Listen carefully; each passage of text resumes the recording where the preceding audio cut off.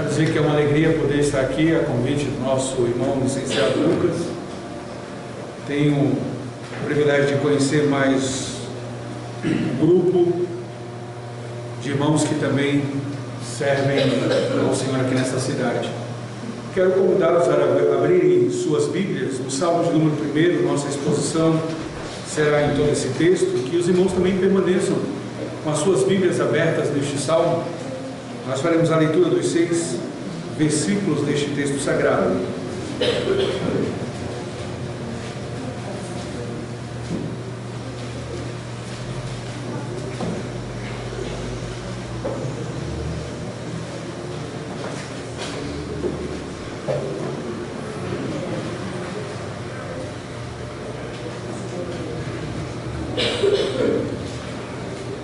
Salmo 1. A palavra do Senhor nos diz assim: Bem-aventurado o homem que não anda no conselho dos ímpios, não se detém no caminho dos pecadores, nem se assenta na roda dos escarnecedores. Antes, o seu prazer está na lei do Senhor, e na sua lei medita de dia e de noite. Ele é como árvore plantada junto à corrente de águas, que no devido tempo dá o seu fruto, e cuja folhagem não murcha, e tudo quanto ele faz será bem sucedido. Os ímpios não são assim, são porém como a palha que o vento dispersa. Por isso os perversos não prevalecerão no juízo, nem os pecadores na congregação dos justos. Pois o Senhor conhece o caminho dos justos, mas o caminho dos ímpios perecerá. Amém. Vamos mais uma vez à presença do Senhor em oração.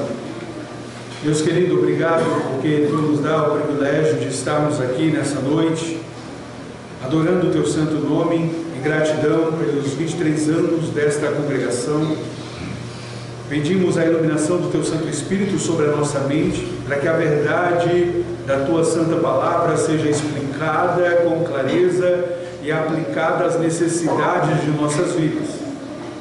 Confiando assim no poder do Teu Santo Espírito e na obra do Senhor Jesus Cristo, que comunica esta verdade sobre nós, nós te agradecemos. Amém. Amém. Hedonismo. Hedonismo é uma doutrina que prega o prazer como o supremo bem da vida do homem. O hedonismo, ele consiste em uma doutrina moral, ou seja, em regras e preceitos que norteiam o comportamento do homem na busca do prazer. Assim, sendo esse o supremo propósito da vida do homem. Essa é a temática do hedonismo, esse é o alvo do hedonismo. Como o alvo de reorientar o homem de suas lamúrias intermináveis e por não conseguir ser feliz às suas próprias custas, Freud deu um conselho que o homem faz a sua própria felicidade. É nessa perspectiva de felicidade a qualquer custo, ou felicidade somente dependendo de mim, estas duas afirmações entram de maneira a confrontar o ensino das Escrituras. O resumo do propósito para o homem, orientado pelo ensino das Escrituras, encontra-se na primeira pergunta do Catecismo Maior de Westminster, um dos nossos símbolos de fé. E a pergunta do breve catecismo é: qual é o fim supremo e principal do homem? Sua resposta: o fim supremo e principal do homem é glorificar a Deus e deleitar-se nele para sempre. Não negamos que o homem tem muitos outros propósitos na sua vida: desfrutar de amigos, estudar, trabalhar, casar, ter filhos, conhecer lugares e desfrutar da criação do Senhor Deus. São propósitos maravilhosos. Contudo, seu maior propósito, ou o propósito supremo, onde todos esses citados e os demais propósitos de sua vida devem estar subordinados é a glória de Deus. Portanto, há uma grande diferença no propósito bíblico em relação ao homem e o seu propósito filosófico antropocêntrico. Isto é, o homem como centro e capaz de resolver seus problemas simplesmente pela sua própria razão. Os irmãos observam aqui que esta maneira humanista de ser feliz é completamente diferente da maneira como Deus quer que você seja. A sua felicidade não pode ser encontrada em pessoas. A sua felicidade não pode ser encontrada nos bens. A sua felicidade não pode ser encontrada nas circunstâncias. Pessoas mudam, circunstâncias mudam, bens tem hoje, amanhã você não os terá. Deus acima de tudo é a única e verdadeira felicidade do homem. Esse deve ser o fundamento da vida do crente. Qual o problema então de assumir o propósito humanista e procurar a felicidade a seu próprio modo? O problema é quando nós colocamos o homem como centro e procuramos entender o homem pelo próprio homem e não pela palavra de Deus, faz com que, quando se crê que o fim supremo e principal do homem é buscar a sua felicidade, faz do propósito da sua vida a si mesmo. Eu passo a ser o centro, assim as demais coisas estarão orbitando ao meu redor. E essas coisas, eu me servirei delas, eu dependerei delas para dizer que sou feliz. Meus amigos serão a minha felicidade. Meus estudos serão a minha felicidade. Meu trabalho será a minha felicidade. Meu casamento será a minha felicidade. E isso é contrário ao que preceitua, ou seja, ao que ensina as Escrituras, que todas as coisas existem para Deus, pois foram criadas por Ele e para a sua glória. Afirmar o contrário disso é negar o Deus da Bíblia. Nós não somos o centro. Deus é o centro. Quando pensamos assim, olhando o contexto do livro da nossa exposição, que é o Salmo 1, num saltério composto de 150 salmos, este é o livro de cântico dos israelitas. A literatura, ou seja, a composição deste livro de cânticos está em poesia, como muitos irmãos conhecem. E nessas poesias estão registrados os salmos, os hinos e os cânticos inspirados por Deus, tanto para a igreja antiga como também para a igreja da Nova Aliança. Pois Jesus, os apóstolos, a igreja primitiva, a igreja histórica, a igreja reformada e até metade do século passado era até normal cantarmos salmos. Infelizmente, isso tem se perdido na igreja dos nossos dias. Muitos irmãos têm se dado ao trabalho de metrificar e colocar músicas que facilitam, e músicas muitas vezes de hinos modernos, para facilitar os cânticos dos salmos. Eu devo lembrá-los também que esses cânticos são orações, que foram inspirados pelo Espírito para nortear as nossas orações quanto povo de Deus, ao longo de toda a sua história. Historicamente, essa coleção de 150 salmos foi finalizada por volta de 400 anos antes de Cristo. O seu período de composição durou 1000 anos, porque nós temos dois salmos que são extremos: o Salmo 90, que foi escrito por Moisés, e o Salmo 137, um salmo anônimo do período pós-exílio. Quando nós queremos saber qual é um propósito de um livro de uma maneira mais detalhada, nós não olhamos somente na contracapa. A contracapa dá indícios da sua intencionalidade, do que o autor está querendo tratar sobre aquele livro. Mas quando nós desejamos saber de maneira mais específica qual é a mente do autor, nós olhamos a introdução, porque na introdução ele vai condensar de maneira prática o algo que ele quer tratar em todos os capítulos do livro e aonde ele está querendo chegar com o propósito. O Salmo, de maneira não diferente, ele vai trabalhar essa mesma estrutura, ou seja, nos seus dois primeiros salmos está ali formado a introdução de todo o saltério, como muitos estudiosos acompanham este mesmo entendimento.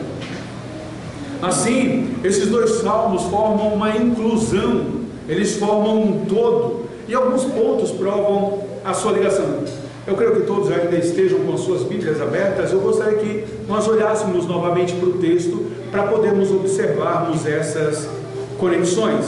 Por exemplo, no primeiro versículo do Salmo e no versículo de número 12, do versículo de número 12 do Salmo de número 2. O Salmo de número 1, versículo 1 diz: bem-aventurado. E essa é a mesma repetição que nós vemos no versículo de número 12. Observe a última linha, talvez esteja na última linha da sua Bíblia. Bem-aventurados todos os que nele se refugiam. Nós temos aqui uma conexão desses dois salmos por essa verdade. Bem-aventurado, a bem-aventurança é estabelecida logo no início do primeiro verso, e a bem-aventurança fechando assim, envelopando assim esses dois salmos.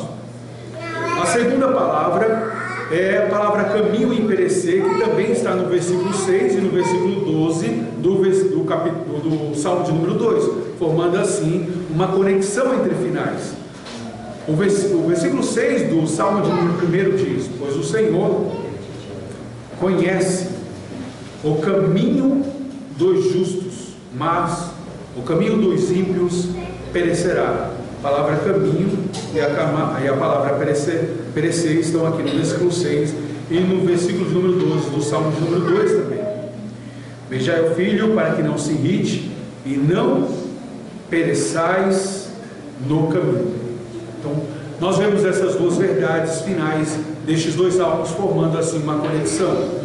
A mesma palavra no versículo 2 do Salmo 1 é traduzida por meditar, e no versículo 1 do Salmo 2 é traduzida por conspirar. Salmo 2 inicia: antes o seu prazer está na lei do Senhor, e na sua lei medita. A palavra meditar, no primeiro versículo do capítulo 2. Por que se enfurecem os gentios?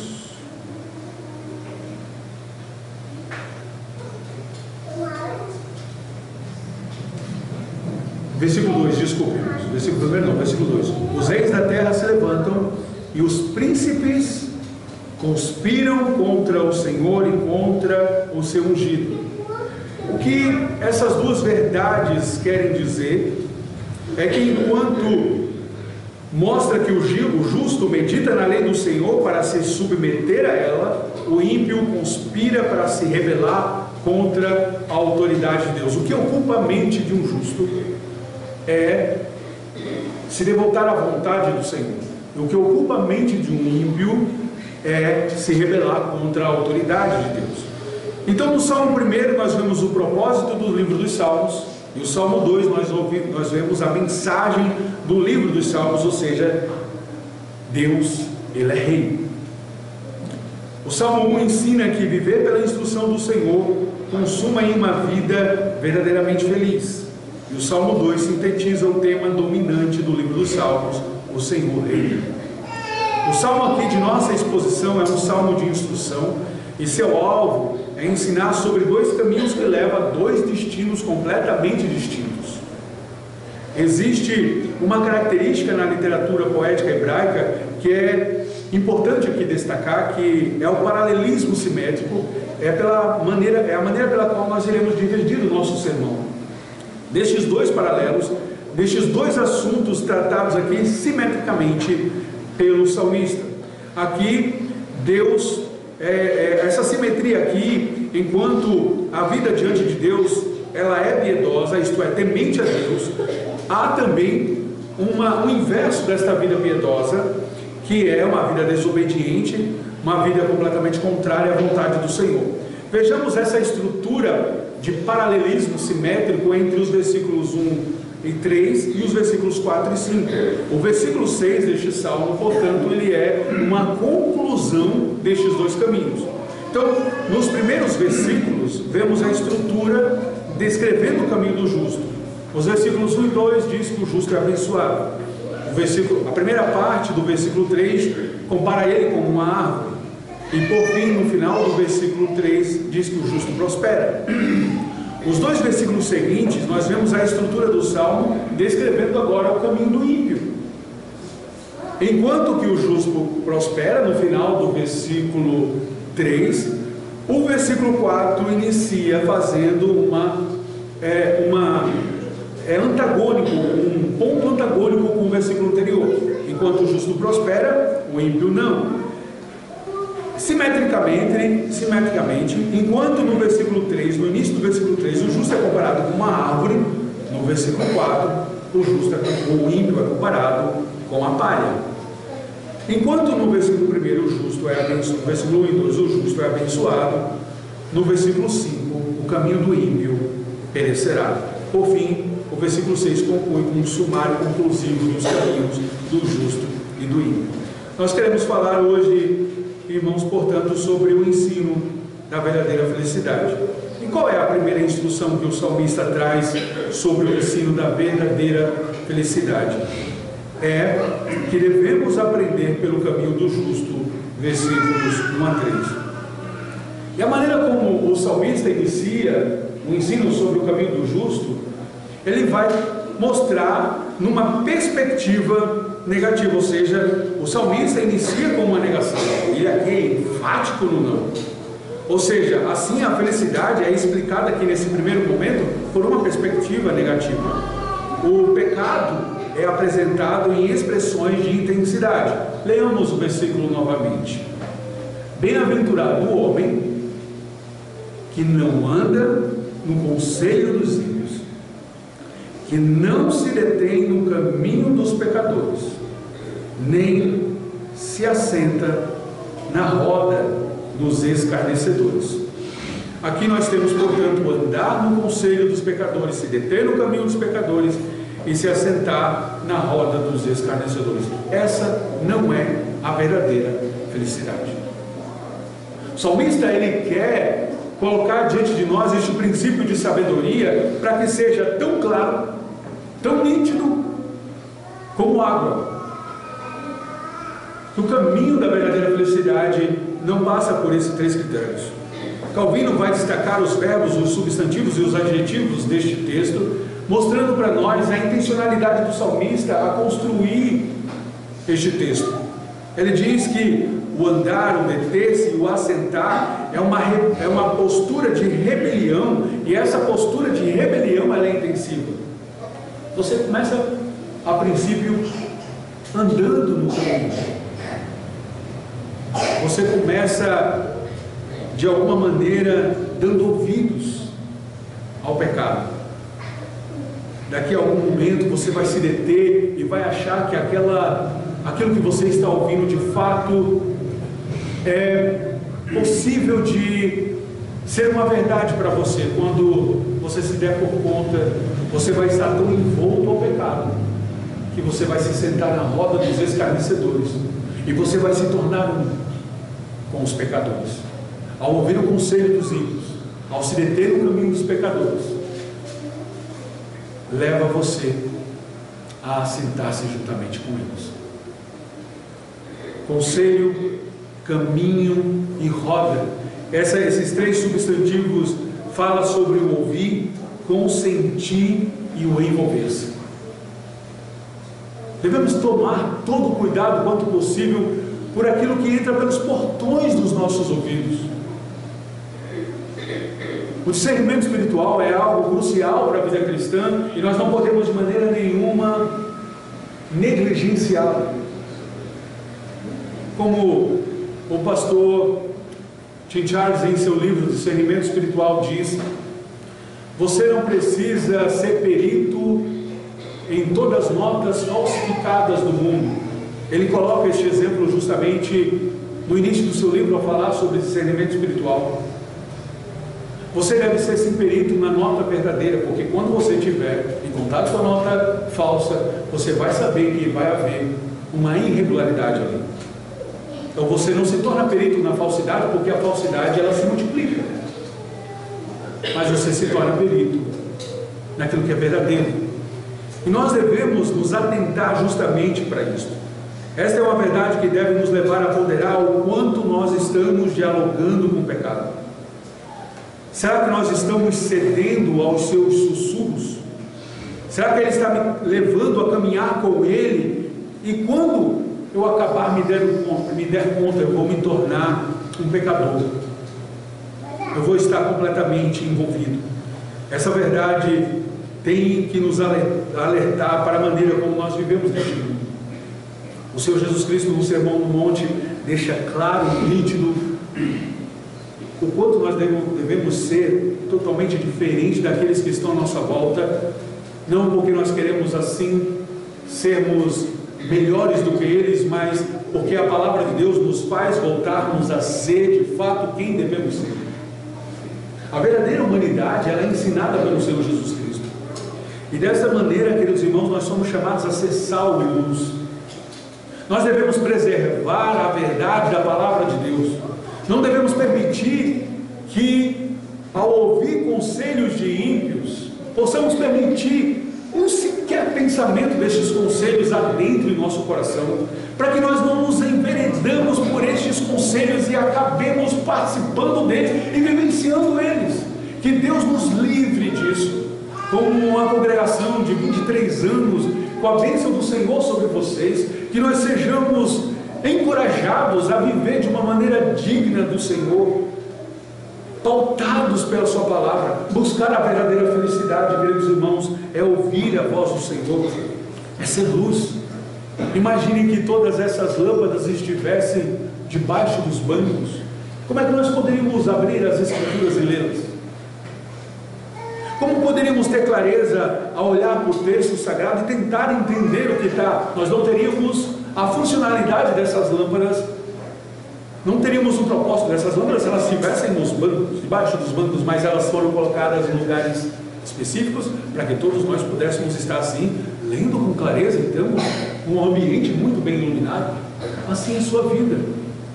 Como é você na escola? Onde você estuda?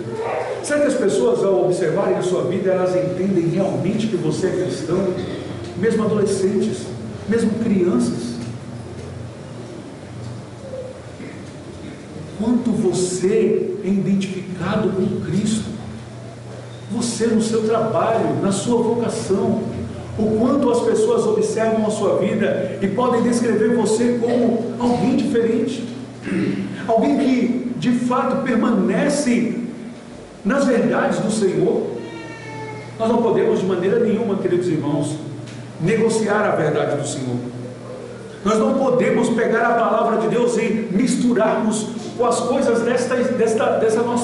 deste nosso momento. Nós devemos permanecer com os nossos valores e princípios extraídos da palavra de Deus e devemos lutar por eles. Seremos uma igreja forte, uma igreja saudável, uma igreja constante, uma igreja doutrinada, uma igreja reformada, uma igreja dos princípios dos apóstolos, uma igreja que mantenha a comunhão, se mantivermos o olhar fixo na palavra de Deus. Percamos isso e nós estaremos completamente desnorteados neste mundo. A verdadeira felicidade não é acompanhar o mundo. Qual é então a verdadeira felicidade? A verdadeira felicidade, a postura não é negativa como no versículo 1, mas agora a postura é construtiva, como descreve o versículo 2. Leamos o versículo 2. Antes, o seu prazer está na lei do Senhor, e na sua lei medita de dia e de noite. Além de não proceder desta maneira, como descrita no versículo 1, o salmista instrui aqui qual deve ser a conduta para se ter a verdadeira felicidade. Podemos observar o salmista querendo imprimir na mente do leitor qual deve ser a sua verdadeira satisfação. No primeiro versículo, ele é feliz por não relacionar-se com o pecado. No versículo 2, o seu deleite, o seu prazer está então somente em meditar na lei do Senhor. Uma vida santa, que é a verdadeira felicidade, é simplesmente uma vida em consonância com as instruções de Deus. Essa conexão, queridos irmãos, entre a felicidade e a santidade é típico da literatura de sabedoria. E no Salmo 119, versículo 1, nós vemos o salmista lá descrevendo que bem-aventurado os irrepreensíveis no seu caminho, que andam na lei do Senhor. Felizes aqueles que as suas vidas demonstram de fato o amor pela verdade revelada na palavra do Senhor. Aqueles que são verdadeiramente felizes, eles meditarão nas instruções do Senhor. Elas não serão apenas uma leitura, porque muitas das vezes, todos os anos nós iniciamos nosso desejo de ler a Bíblia toda, e às vezes nós parecemos que estamos numa competitividade para querer ver quem é que vai ler a Bíblia toda mais rápido, e a gente fica naquela ânsia e lê os textos bíblicos, mas a gente deixa de apreciar e de nutrir-se com a verdade da palavra de Deus. A palavra de Deus, ela tem que ser ingerida, a palavra de Deus, ela tem que ser digerida por nós na meditação. Ou seja, meditar não é no sentido que muitas pessoas entendem do esvaziar da mente. Essa palavra aqui é a mesma palavra que Isaías usou no seu capítulo 38, versículo 14, para falar sobre o arrulhar de uma pomba. É a mesma palavra que o mesmo profeta Isaías usou no capítulo 31, versículo 4, para falar sobre o rosnar de um leão. Ou seja, portanto, essa palavra não está descrevendo uma atividade silenciosa, mas alguém que lê em tom baixo ou murmura enquanto medita. A meditação, então, ela é para encharcar a nossa mente com a verdade do Senhor e não para um esvaziar da nossa mente. O que nós precisamos é de recebermos a abundante graça sobre as nossas vidas. Quanto mais abundante graça, mais nós poderemos viver de maneira, de fato, feliz. Qual é o benefício, então, de meditarmos na palavra do Senhor? O pastor Joey Bick, ele vai falar sobre 3 maneiras de que a lei promove a piedade. A primeira é que a lei, ao meditarmos na lei do Senhor, ela restringirá o pecado e promoverá tanto a justiça na igreja quanto na sociedade. Ao meditarmos e ao encharcarmos a nossa mente com a lei do Senhor, esta maneira impedirá que tanto a igreja quanto a sociedade cheguem ao caos. Meditar na palavra do Senhor é crucial.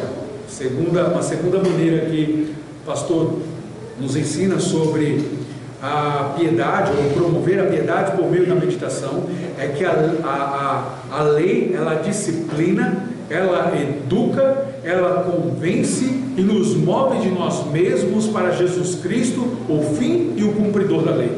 Então a lei, ao meditar na lei, nós não pensamos o quanto nós somos bons ao praticarmos ela. A lei descreve o quanto nós somos maus porque nós não conseguimos cumpri-la.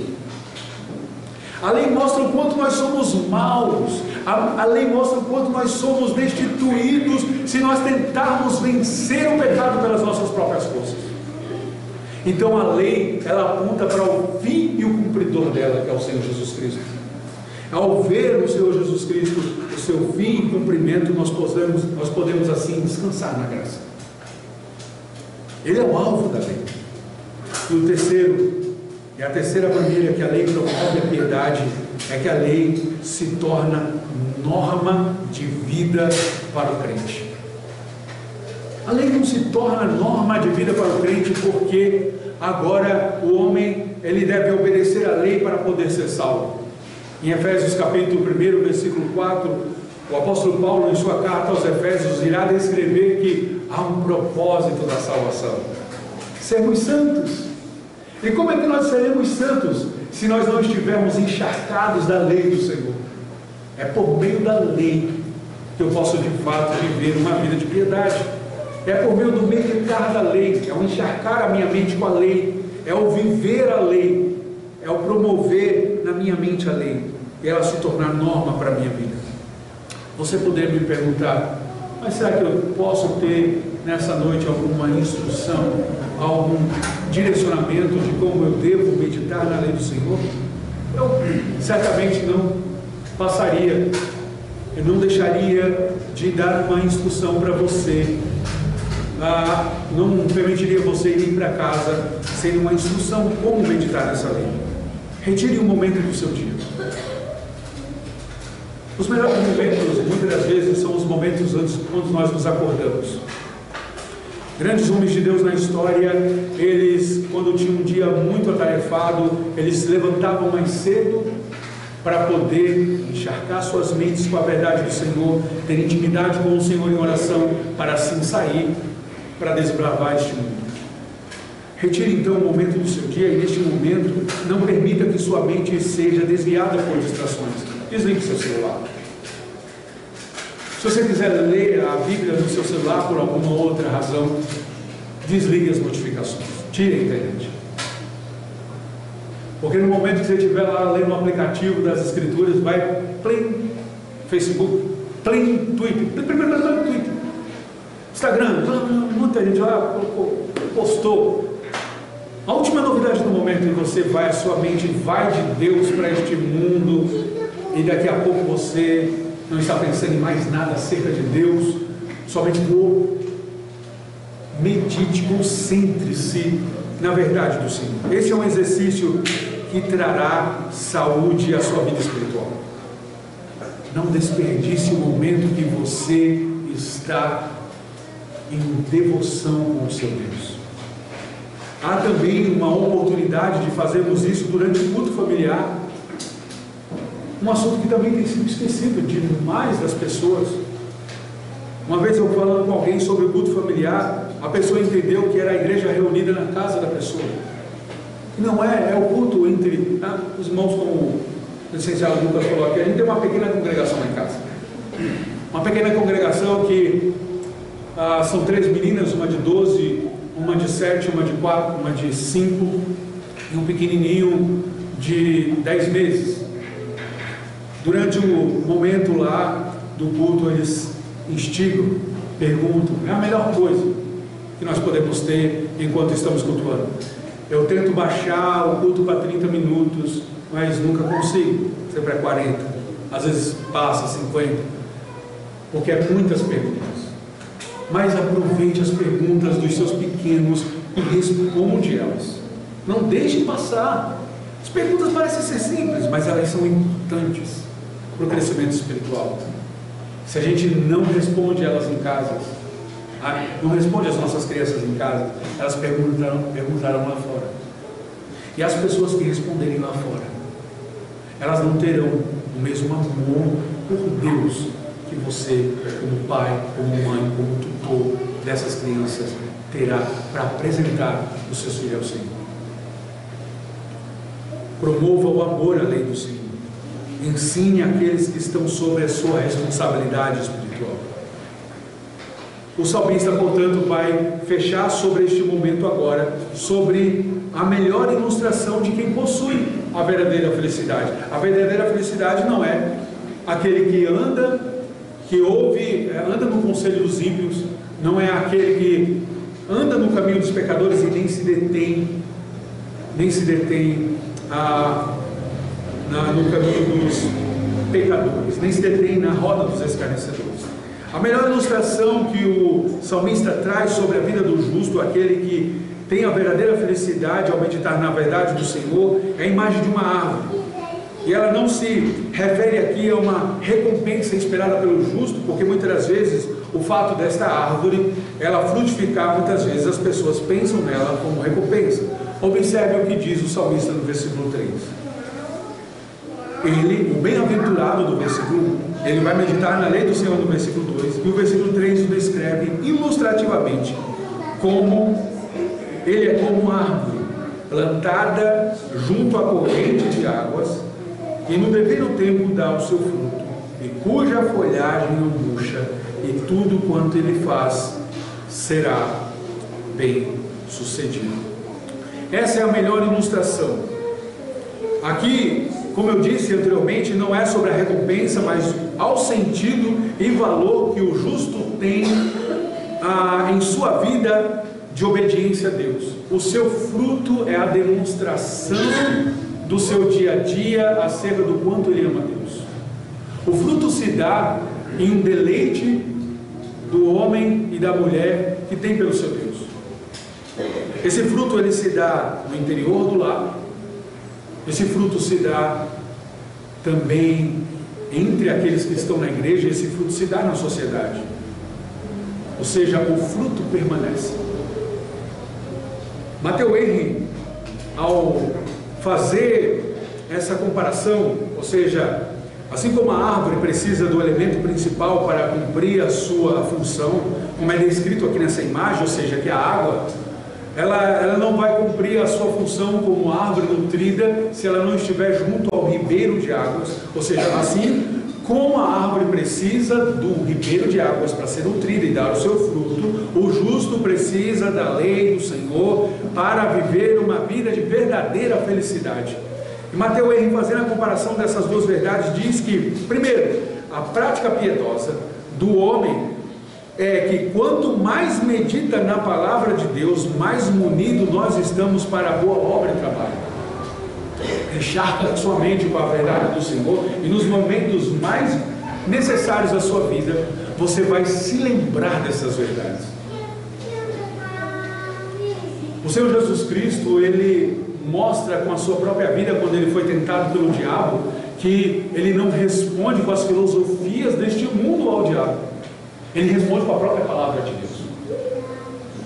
Assim, nós também não combateremos as tentações e as investidas de Satanás sobre a nossa vida com filosofias de homens, para que nós tornemos igreja saudável, uma igreja que busca a verdadeira felicidade em glorificar o Senhor e se deleitar nele. Nós devemos assim encharcar a nossa mente com a palavra de Deus, e isso reverberará ou se mostrará na prática piedosa. E a segunda bênção de sermos uma árvore plantada junto a ribeiro de águas é que há uma bênção prometida. Essa bênção produz frutos reais, ou seja, o fruto no seu tempo e a folhagem não murcha. Isso é santidade. Você não vai retroceder se obedecer a Deus. Você espiritualmente não vai reclinar. Quando nós pecamos, nós não queremos que ninguém apareça na nossa frente, porque nós temos medo da pessoa perguntar alguma coisa para nós, e quando perguntar alguma coisa, pode ser que nós digamos alguma coisa que dê indício do nosso pecado, principalmente quando nós estamos negligenciando a leitura das Escrituras e uma vida de oração. E aí a gente recebe uma visita pastoral na nossa casa, e a gente fica temeroso de o pastor perguntar como é que vai a nossa vida de oração. Vai que o pastor pergunta como é que eu estou orando, e o que eu vou responder? Vai que o pastor pergunta se eu estou lendo a Bíblia, o que eu vou dizer?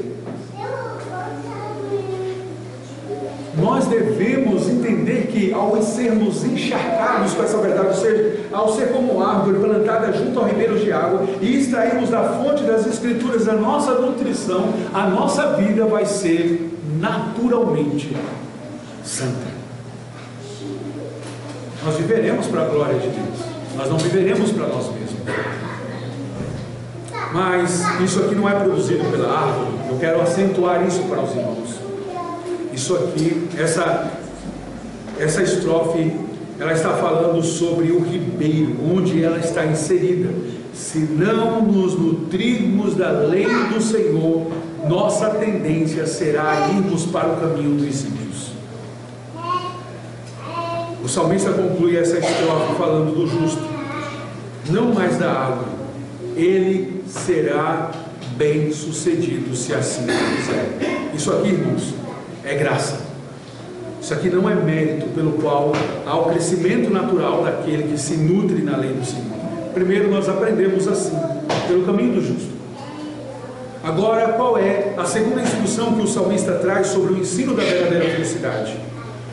É o que devemos aprender pelo caminho do ímpio, versículos 4 e 5. Leamos a parte inicial do versículo 4. Os ímpios não são assim. O caminho do ímpio é a antítese do caminho do justo. O salmista inicia a segunda estrofe tratando a diferença dos dois caminhos. O ímpio não são assim. Os ímpios são opostos tanto em caráter como também são opostos em prática. O salmista é enfático: eles não são assim. Eles não são aqueles que vivem eles são, na verdade, aqueles que vivem afirmativamente o versículo 1. Os ímpios ouvem os conselhos de outros ímpios. Eles andam no caminho de pecadores e se assentam em roda de escarnecedores. Ou seja, eles amam a impiedade. O caminho dos ímpios aqui é claramente distinto do caminho dos justos. O que rege, portanto, os seus corações não é a lei do Senhor. O que rege o coração do ímpio é o pecado. E neles eles se afundam cada dia mais, porque o pecado, ele em si, não é doloroso. O pecado em si, ele é prazeroso. E o homem se deleita, portanto, no pecado. Naturalmente, essa é a tendência natural. Queridos irmãos, não há temor no coração daquele que vive impiamente. A sua conduta de vida é exemplificada por se prostrarem diante de seus ídolos do coração, negando aquele a quem deve ser glorificado. Quantas pessoas não vivem em função do seu trabalho, negligenciando a sua vida espiritual, ou em função da sua família, ou em função dos seus propósitos, dos seus ideais? A pessoa quer fazer tudo no mundo, mas ela não se importa com a sua alma. Isso é andar em caminho de ímpio. Queremos ser uma igreja reconhecidamente santa, una, firmada nas Escrituras. Nós não podemos deixar que Deus seja secundário nas nossas vidas. Deus, Ele é prioridade. Se nós vamos de fato obedecer a palavra de Deus, nós temos que ouvir o Senhor Jesus Cristo quando diz que nós devemos buscar em primeiro lugar o seu reino, não é em segundo lugar. Buscar o seu reino e a sua justiça é prioridade para a vida da igreja. Nós não devemos nos prostrar diante do Deus dinheiro, do Deus aplauso, do Deus riqueza. Se sua conduta de vida hoje é assim, o Senhor te chama ao arrependimento. O Senhor te chama hoje para que você abandone o seu pecado e confie naquele que pode lhe trazer a verdadeira felicidade. Não permaneça no caminho dos ímpios. O caminho dos ímpios é destruição. O caminho dos ímpios é tristeza, é angústia. Pode ter prazeres temporários aqui, você pode ter até sucesso, você pode ter seu nome conhecido, você pode ter muitas riquezas, mas o que adiantará todas essas coisas se você não vai ter a verdadeira felicidade, que é o Senhor Jesus Cristo? Do que adianta ter tudo nessa vida e perder a alma? Do que adianta caminhar tendo as pessoas te aplaudindo neste mundo, enquanto a sua vida está completamente distante da verdade do Evangelho? Isso não é felicidade. Isso é tristeza, isso é angústia, isso é decepção. Se sua vida está assim hoje, arrependa-se do seu pecado, volte para Cristo. O salmista, na parte B deste salmo, do versículo 4, fala sobre a melhor ilustração daqueles que não possuem essa verdadeira felicidade. A parte B do versículo 4: os ímpios são, porém, como a palha que o vento dispersa. Aqui nós temos o paralelo da primeira verdade que nós falamos. Ou seja, enquanto o ímpio é comparado a uma folha que o vento dispersa, o justo é comparado a uma árvore. E Calvino, ao tratar dessas imagens e falar sobre palha, ele vai dizer que o ímpio é comparado como palha porque eles têm na sua religiosidade, a fundamentação da sua religiosidade está no seu coração enganoso, ou seja, está neles mesmos. A verdade está dentro do seu próprio coração. Eles estão buscando o verdadeiro sentido da vida neles mesmos, ou seja, não estão se nutrindo na fonte. O crente, o justo, deve se nutrir na fonte, porque eles têm a sua religiosidade formada nesse coração enganoso. eles são como palha, eles têm uma leveza, eles têm até prosperidade, eles têm benefício. Nós olhamos os ímpios e podemos até imaginar como o Salmo 73, o salmo que Asaf olha para a prosperidade dos ímpios e diz: eles não amam a Deus, eles não temem a Deus, mas eles têm tudo que essa vida pode oferecer. E o salmista no final diz: quase me resvalaram os pés, eu quase me deixo levar por aquilo que eu vejo, mas eu me atentei para o fim deles. O fim deles é a condenação, porque eles não têm a Deus. O fim do ímpio não está falando o problema da riqueza. O fim do ímpio, que imagina que a sua riqueza é o seu Deus, é condenação. Embora os ímpios vivam no momento prosperamente, todavia eles vão paulatinamente se transformando em palha, pois quando o Senhor os derribar, Ele os arrojará com sua fulminante ira, diz Calvino, comentando essa parte. Assim, queridos irmãos, enquanto a árvore tem em suas raízes a folha seca, ela é lançada de um lado para o outro, ela não tem firmeza. Quem não possui a verdadeira felicidade não tem a verdadeira segurança, que só é expressa na vontade revelada do Senhor. Quando se ouve a voz do Senhor na sua lei, confrontando o nosso pecado, nós devemos nos submeter e fazer a vontade do Senhor. Assim eu estarei enraizando a minha vida na palavra do Senhor, eu serei sustentado pela palavra do Senhor e não serei uma palha ao vento. Nós também aprendemos pelo caminho dos ímpios que eles sofrerão consequências eternas. O versículo 5: por isso os perversos não prevalecerão no juízo, nem os pecadores na congregação do justo. O salmista ensina que uma vida feliz depende de uma sã consciência, e que, portanto, não é de admirar que o ímpio se verá sem aquela felicidade quando Cristo vier para julgar o mundo. Quando mortos ressuscitados estarão diante do grande tribunal de Cristo.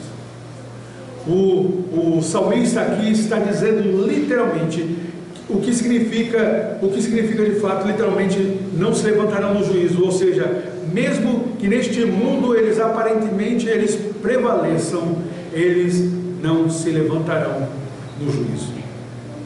Porém, aqueles que andaram de conformidade com a vontade do Senhor, eles ouvirão de Cristo dizendo: vinde benditos de meu Pai, entrai na posse do reino que está preparado desde a fundação do mundo.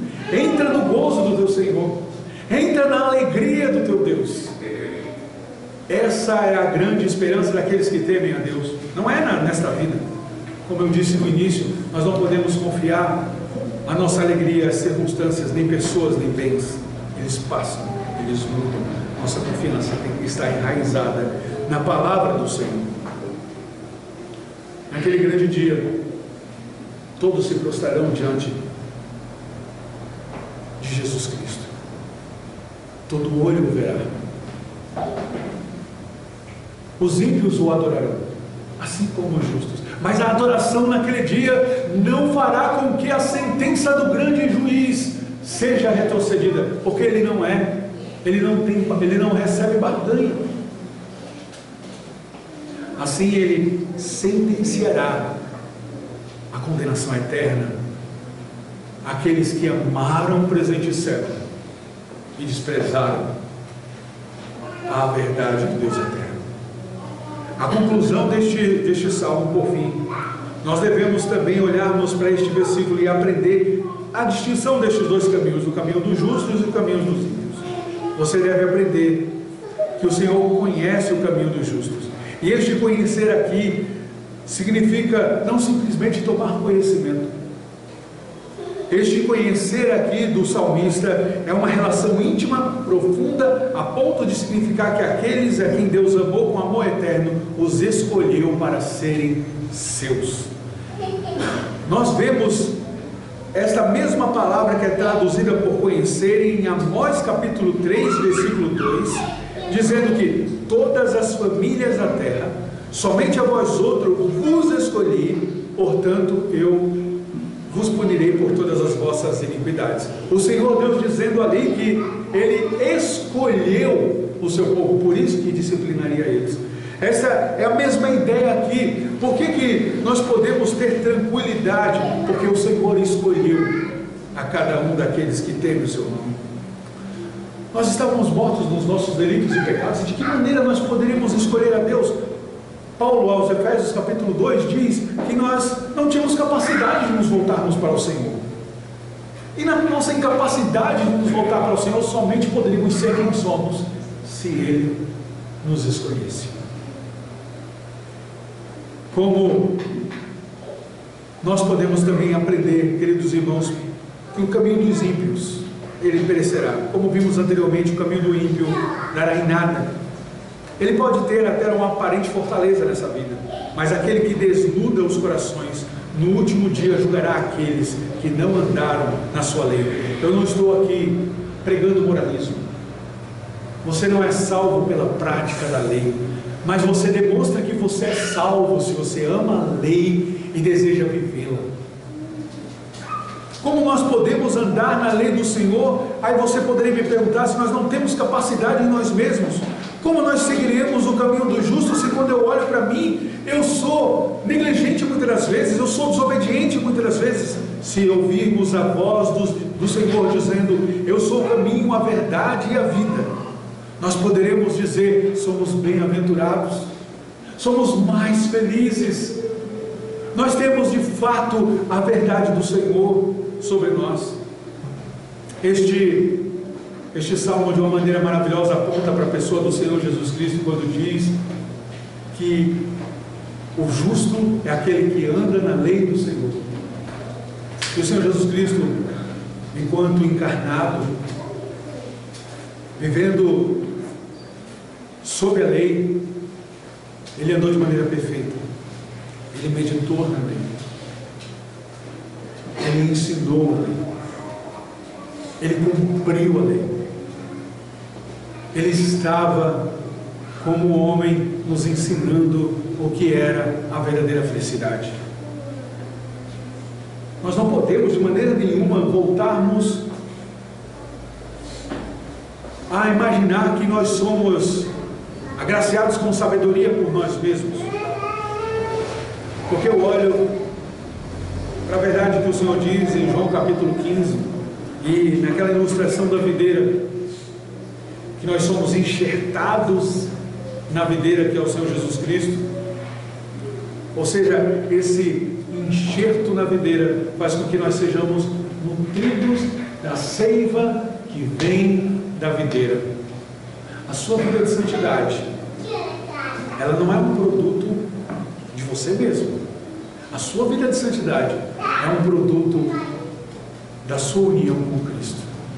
Se Cristo é o seu Salvador, se Cristo é o seu Senhor, a sua vida será completamente distinta daqueles que estão à sua volta. As suas palavras serão diferentes, os seus pensamentos serão diferentes, os seus desejos serão diferentes, porque você viverá para a glória de Deus. Como os reformadores disseram que nós deveríamos vivermos para Deus, ou seja, diante de Deus. Nós não deveríamos viver como os humanistas, carpe diem, ou seja, viva cada dia.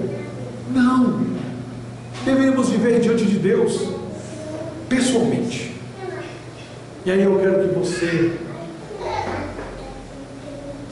reflita agora e pondere sobre como você tem se relacionado pessoalmente com Deus. Como tem sido a sua vida devocional? Quanto tempo você tem investido na sua vida espiritual com Deus?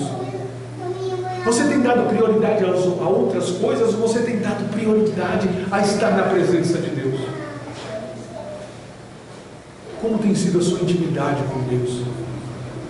Como J.I. Packer, ele escreve no livro dele, muitas das vezes na nossa vida cheia de rotina e cheia de tarefas, nós vemos a oração como uma obrigatoriedade. E ele escreve que o crente, a partir do ensino das Escrituras, ele deve estar triturando o seu coração até chegar ao pleno conhecimento de que a oração, ou seja, a intimidade com este Deus, ela vai partir nessa busca, nessa boa ansiedade de entender que a oração é um dever, até chegar o momento da oração ser um deleite. Você vai gastar, investir, não vai gastar, é investir. Você vai investir o seu tempo com Deus, porque sabe que isso é saúde espiritual. Você vai se reunir com a sua família em adoração, você vai abrir a Bíblia, você vai cantar hinos, vai cantar salmos, você vai orar pelo povo de Deus, porque você sabe que isso é edificação para você, para o seu cônjuge, para a sua família. Você vai amar estar com o povo de Deus, você vai amar ir à igreja, você vai se angustiar quando faltar um dia do Senhor, você vai rasgar o seu coração, porque como nós lemos hoje no Êxodo capítulo 20, o Senhor nos faz, por meio do seu mandamento, muitas das vezes podemos nos esquecer do dia do Senhor. Ele disse: lembra-te do dia de sábado para o santificar, e nós desejaremos estar com o povo de Deus em santidade. A verdadeira felicidade, queridos irmãos, é o crescimento espiritual, não se dá de outra forma. Que Deus, na sua infinita misericórdia, possa enriquecer essa igreja com a verdade do Senhor, que haja abundância da meditação da palavra do Senhor, que cada um dos irmãos possam estar exortando uns aos outros.